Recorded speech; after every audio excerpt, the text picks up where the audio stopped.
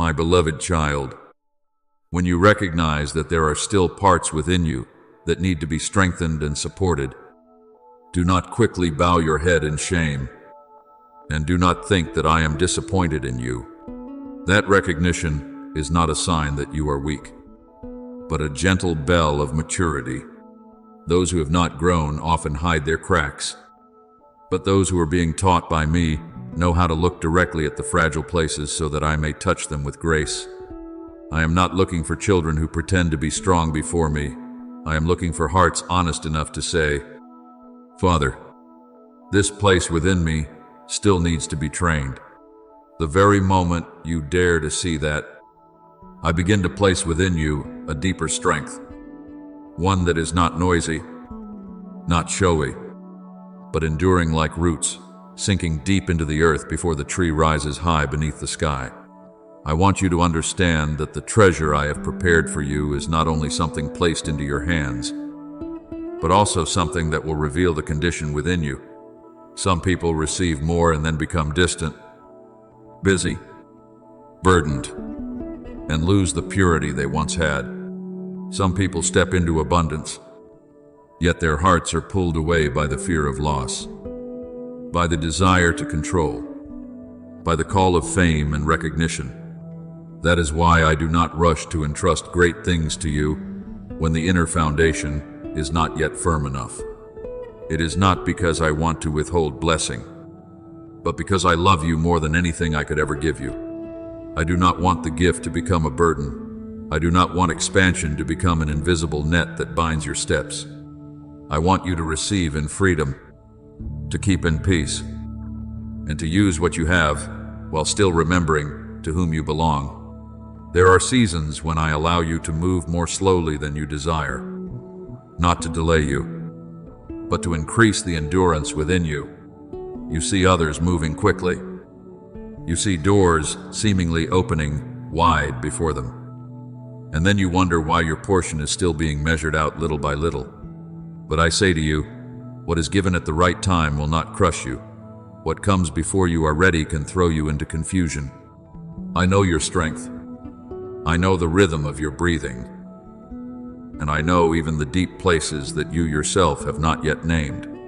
Therefore, when I extend the process of preparation, it is because I am placing within you the capacity to carry something great without losing your tenderness, humility, and discernment. I am not only preparing the treasure for you, I am preparing you for the treasure. Do you remember Joseph?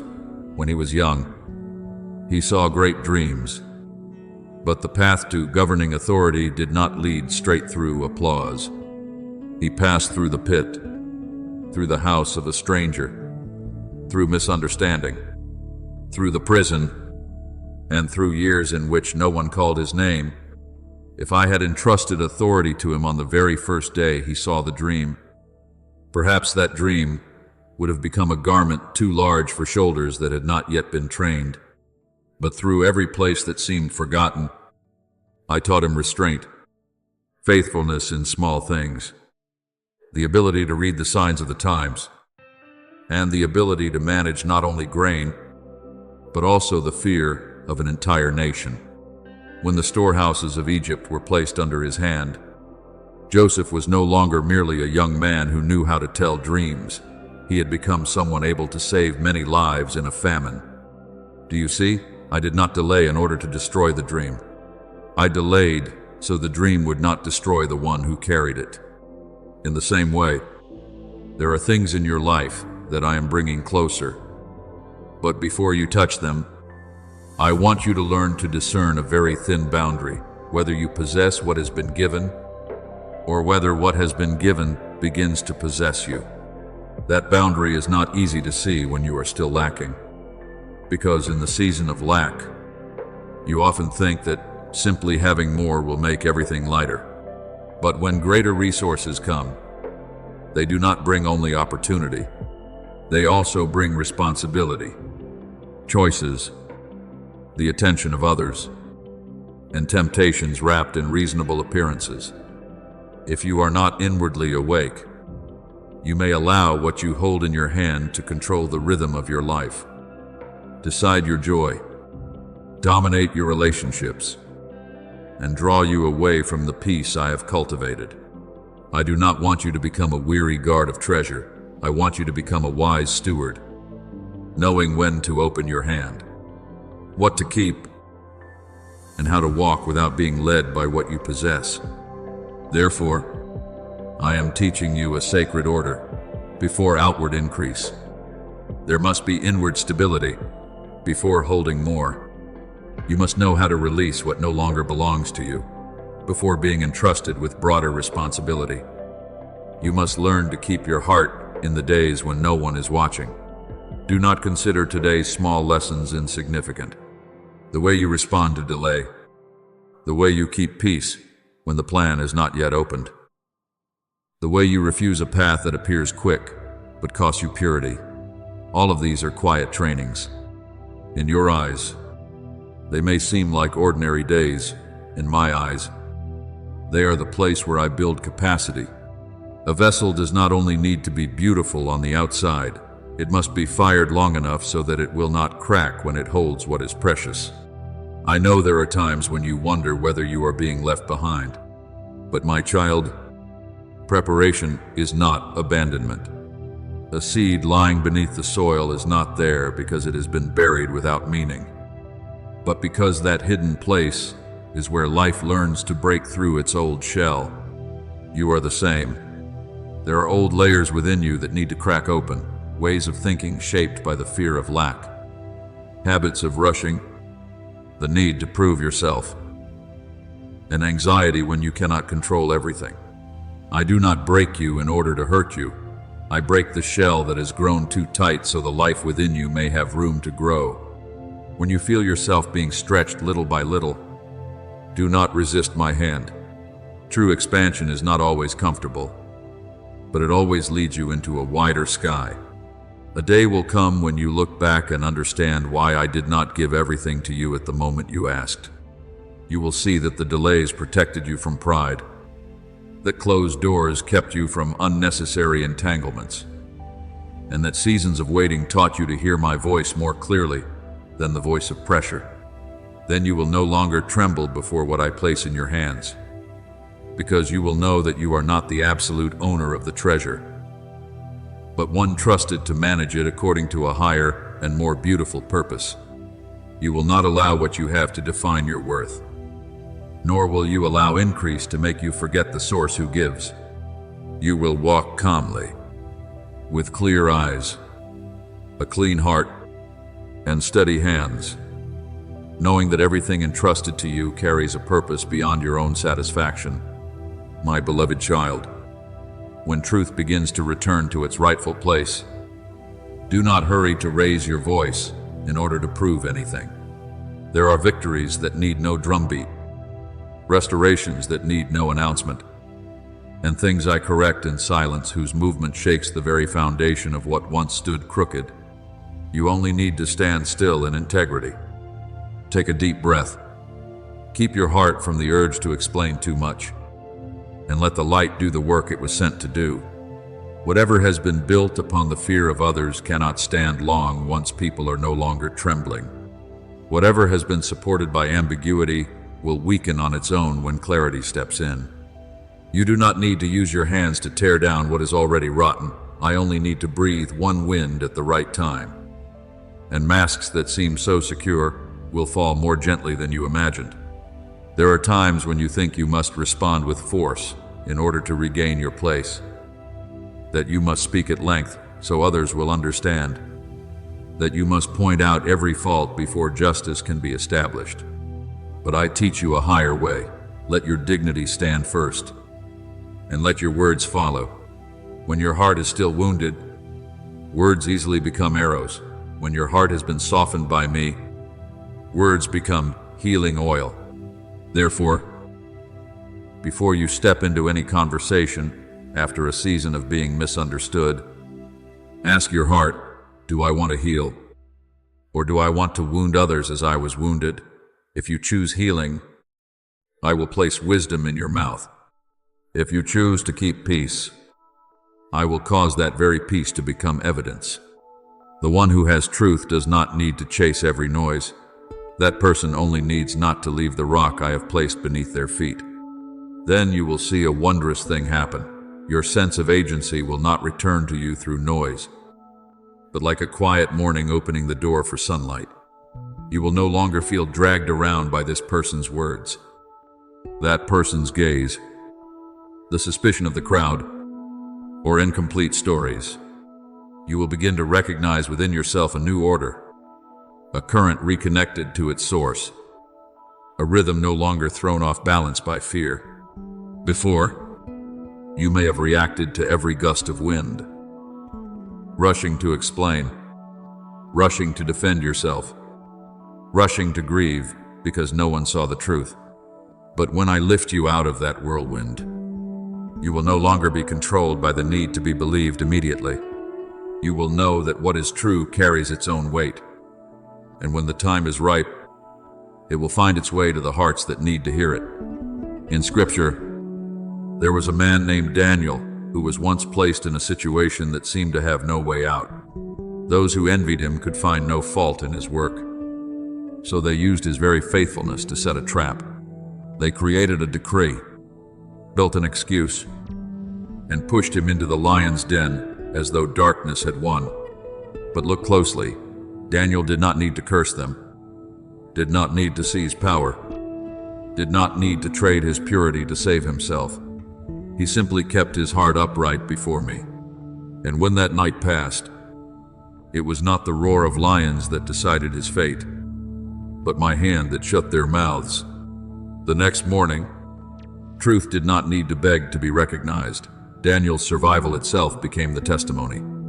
You are the same. There are dark dens that were not made to bury you, but to let everyone see that what I preserve cannot be swallowed by any scheme. Therefore, when I bring you out of the place that once suffocated you, walk out with clean hands. Do not carry revenge with you like a keepsake. Do not allow restoration to make you resemble the very thing that once wounded you. You are lifted up not to sow the same fear into others, but to preserve a space that is more righteous, more gentle, and clearer in the light. The one who has been touched by darkness yet still chooses light understands the value of mercy. The one who has been misunderstood yet refuses to distort another person's truth has been trained by me into a deeper level of maturity. Give thanks for those who had the courage to return to what was right. Cherish those who spoke up in the needed hour, but also guard your heart from turning them into tools of bitterness. Everyone stands before me, and I know how to balance what has been misaligned without you turning yourself into a judge. After that turning point, a broader movement will begin to open. It will not be only to vindicate you, but to place many things back into their proper order. Responsibilities that were placed on the wrong shoulders, I will return to where they belong. Honors that were once covered over, I will wipe clean of the dust of time. Blessings delayed by human disorder, I will guide through a new path so they reach the right hands. And you will be amazed when you see me use even the smallest things to open the way. A casual word spoken at just the right time. A document thought to be lost. A memory suddenly awakening in someone who had been silent. A regretful glance. A sincere tear softening a place that seemed hardened. I do not despise small details, for in my hand even a speck of dust can become a sign, and even a whisper can change the direction of an entire room. Watch, and you will see, when I rearrange things. I do not only correct your story, I also awaken the conscience of those standing around you. Some remained silent because they feared losing their portion. Some closed their eyes because they did not want trouble. And some leaned with the crowd because they thought one person could not change anything. But when light shines, they begin to hear again the quiet prompting within. I do not come to humiliate them, but to invite them back to what is right. A healed community does not begin with someone being crushed. It begins when each person dares to place a hand over their chest and ask, have I stood on the side of what is right, These hidden questions create new ground beneath everyone's feet.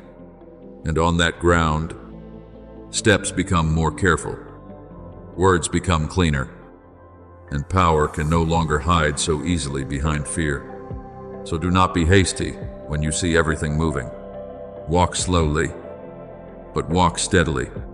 Speak little, but speak rightly. Smile, but do not become proud. Forgive, but do not hand the keys back to what has not yet been transformed. Restoration does not mean you must return to every place that once wounded you. Sometimes, restoration means you have enough peace to leave without trembling, enough discernment to stay where you need to stay, and enough tenderness not to turn your wound into the law of your life. I am returning your agency to you, not so you may clutch it like a small throne, but so you may govern your life with wisdom. What I return to you must be kept in humility, because anything not placed beneath the light can gradually become heavy. Finally, remember this: truth does not come only to win an argument, but to heal what has been distorted. Justice does not come only to expose wrongdoing, but to open a path toward a healthier order. Honor does not return only so others may recognize you, but so you may know that you do not have to lose your gentleness while waiting to be recognized. I saw the days when you were silent, the hours when you were misunderstood, the nights when you wondered whether the light still remembered the way to where you stood. And now, as that light is spreading, I want you to receive it with a clean heart, not with vengeful hands. Let restoration make you a keeper of peace, a protector of what is right, one who passes through the old season without carrying the smell of the smoke of bitterness. I am with you as truth awakens, and I will teach you how to walk forward so that blessing not only returns to you, but also causes many around you to revere what is right and love the light more deeply. My beloved child, there will come a very quiet day when you suddenly realize that you are no longer living in the posture of being chased by darkness. Not because every difficulty has vanished in a single morning, and not because every wound has immediately closed, but because deep within you, a hidden season has changed. In the past, even a small sound could startle you, a careless word could cause you to question your worth again, a closed door could make you think you had been abandoned. But now, I am placing beneath your feet another ground, firme, brighter, and more peaceful. You will walk without constantly looking back to see what is chasing you. You will breathe without feeling that you must ask anyone's permission to be at peace. You will understand that freedom does not always arrive with a thunderclap. Sometimes freedom comes in the morning when you wake and realize your heart is no longer held as tightly by the old thing as it was yesterday. I know there have been bindings in your life that existed for so long, you thought they were a natural part of you. There are exhausting habits you continued to keep because you feared change. There are thoughts that diminished you, yet you mistook them for humility. There are connections that wearied you, yet you clung to them because you feared loneliness. Old promises, old memories, and old fears have wrapped around your heart like vines around a young tree. But my child, I do not come to tear everything away so violently that you panic. I know where you are, still tender, where you are still hurting, and where even a slightly forceful touch would cause you to shrink back. Therefore, I untie with patience. I loosen one knot at a time, illuminate one corner at a time, and teach you to recognize what is true love and what is merely dependency, bearing the name of familiarity. When the light is full enough, what is false does not need to be shoved down by you. It loses its right to stand on its own. Do not be surprised if your process of deliverance happens more quietly than you expected. You may not hear chains falling loudly onto stone, but you will feel the lightness in the way you choose. One day, you will say no without trembling, as if you have committed a crime. You will walk out of a place that suffocates you without needing to make anyone an enemy. You will stop explaining yourself to those who only want to misunderstand, while still guarding your heart from bitterness. You will know that boundaries are not walls of resentment, but doors of preservation. I am not teaching you to run away from life. I am teaching you to stand in the midst of life without allowing noise to steal your purity. I am not teaching you to be cold. I am teaching you to love while still knowing how to keep whole the portion I have entrusted to you. There were times when you wondered why you were still here after so many weary seasons. You remember the nights when you felt you could not pray any longer. The days when your feet kept moving while your heart had fallen apart. The moments when you only wanted to let go of everything because you felt you had no strength left. But listen, my child, your life has not been preserved by chance. The times you thought you had simply happened to get through, my hand had, in fact, been covering you. There were dangers you did not see because I stopped them before they came near.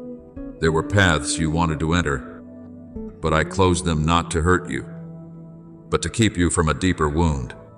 There were people who left you and made you cry, but their leaving made room for peace to return. Small pieces of advice, a kind gaze, a meeting that seemed ordinary, a sentence that came at the right hour. All of these were fragments of light I placed along the road so you would not lose your direction. Remember the story of Elijah in the days when he was weary to the very end. After standing before great battles, after seeing my power move, he still came to a point when he sat beneath a tree in the wilderness and asked for everything to stop, because his heart was utterly exhausted. I did not rebuke Elijah with harsh words, nor did I force him to rise immediately to prove that he was strong. I sent an angel to bring bread and water so he could eat, rest, and then eat and rest again. Do you see? There are moments when the holiest thing I do for you is not to tell you to keep fighting, but to nourish you with gentleness so you will have enough strength for the road ahead. I do not despise your weariness. I do not see your tears as a lack of faith.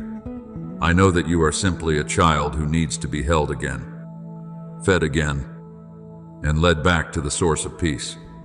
And just like Elijah, you will realize that after deep exhaustion comes, not the end, but perhaps the very place where I prepare you to hear my voice in a deeper gentleness. So, do not despise the small signs of protection in your life. I do not always come through miracles that amaze the crowd. Many times I come through very humble things, a night of sleep that makes your heart less heavy, a morning when your spirit feels lighter than yesterday, a person who says the very words you needed to hear, a small opportunity opening when you thought every path was closed, a delay that helped you avoid what was not meant for you. These things are like white stones placed along the road. Each one may not be large, but it is enough for you to follow your way out of the dark. When you look back, you will understand that I never took my eyes off you. Even in the days when you felt invisible, I was quietly recording every step you tried to take, every time you chose kindness, and every time you refused to let pain turn you into someone hard of heart. My beloved child, I do not glorify suffering as though it were beautiful in itself. I do not rejoice when you are wounded, and I do not want you to think that tears are the required price of being loved. But I have the power to turn once barren ground into good soil. What hurt you, when placed in my hands, can become a source of deep compassion. What once made you feel small, when healed by me, can become humility that is not false. What once frightened you, when touched by the light, can become wisdom to help you recognize what should be kept, what should be released, and what should be walked through without turning back. I do not allow suffering to define you. I use even broken places to prove that life can still rise greener, stronger, and more fragrant than before. Then, from that freedom, my peace will return within you, not like a passing breeze that quickly disappears, but like a hidden spring flowing steadily beneath the earth. Others may only see the surface of your life still under harsh sunlight, still carrying responsibilities, still holding unanswered questions. But underneath, I am nourishing you with a stream that does not run dry. You will no longer depend entirely on whether circumstances are pleasant to decide whether you have peace. You will carry peace through places that are not yet peaceful. You will remain tender even when you must be strong.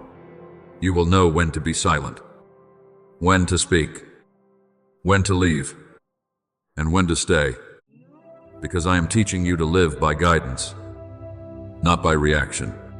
And as you continue onward, walk as one who has been loosened from old bindings, without despising the road already traveled. Do not curse the seasons that once hurt you. Place them beneath my feet, and let me turn them into lessons of light.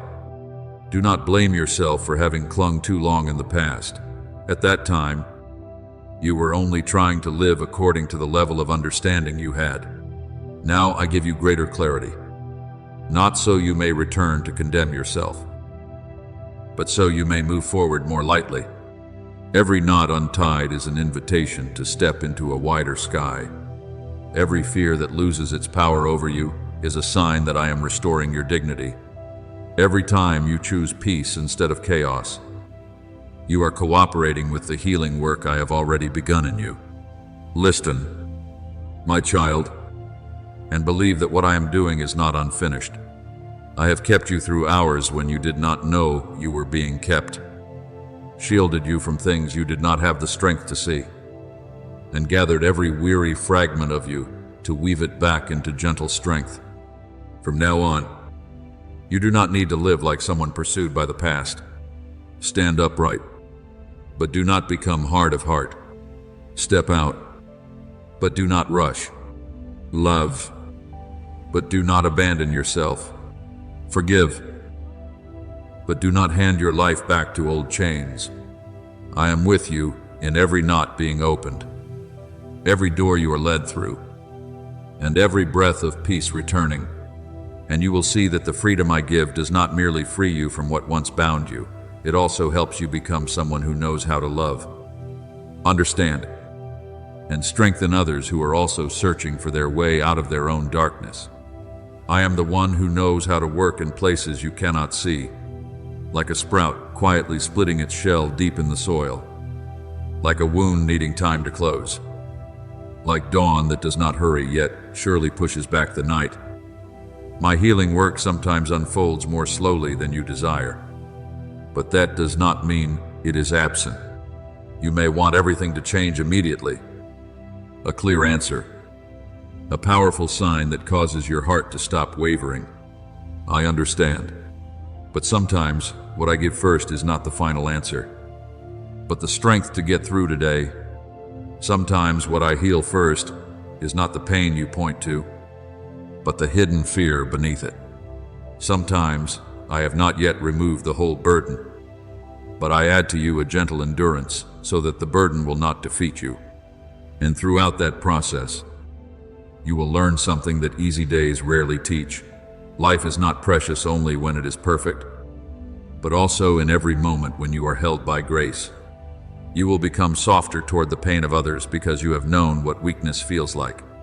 You will be slower to judge those who are moving slowly, because you understand that there are battles taking place behind a smile. You will know how to give thanks for a small, peaceful day, a deep sleep, a good meal, a hand that reaches for yours at the right moment. Things once considered ordinary will become sparkling gifts, not because pain is good, but because I can cause your heart to open into a new depth, even in the midst of what you once thought would bring only loss. My beloved child, I am not a rough craftsman who throws you into the fire and then turns away. I am the patient father who sits beside you through every degree of heat in the trial, guarding it so that it does not burn you to ashes, but only reveals a more enduring beauty. I do not break you and then abandon the fragments. I gather, reshape, soften, and breathe new courage into you. When you feel fragile, remember that your fragility does not take away your worth. A precious vessel is not precious because it has never passed through fire, but because after the fire, it can still hold fragrant oil, cool water, and the light reflected from the hand that formed it. So today, if you are worried about your health, about signs in your body, about days when you feel weaker than before, come near to me in truth, without hiding. Care for yourself with awareness. But do not let fear sit on the throne of your heart. Listen to your body, but also listen to the peace I have placed deep within you. Seek what is necessary, but do not conclude that you are alone on this journey. I am in your room when you cry quietly. I am on the road as you search for answers. I am in the hands sent to help you. I am in every breath you think is too small, yet is still preserved by me. There will come a time when you look back and see that even in the season of weakness, I was still teaching you to live more deeply, love more fully, and trust more enduringly. Not every question is answered immediately, and not every pain disappears in the way you imagined. But you will no longer be the same as before. You will know that you are remembered, preserved, and cherished in every detail, and from the very place that once made you afraid, I will cause a humble light to spring forth, the light of one who has passed through trembling and still holds hope, who has gone through anxiety and still learned peace, who has passed through the fire of testing and still becomes a beautiful vessel in my hands, ready to contain love and pour out gentleness upon those who also need to be healed.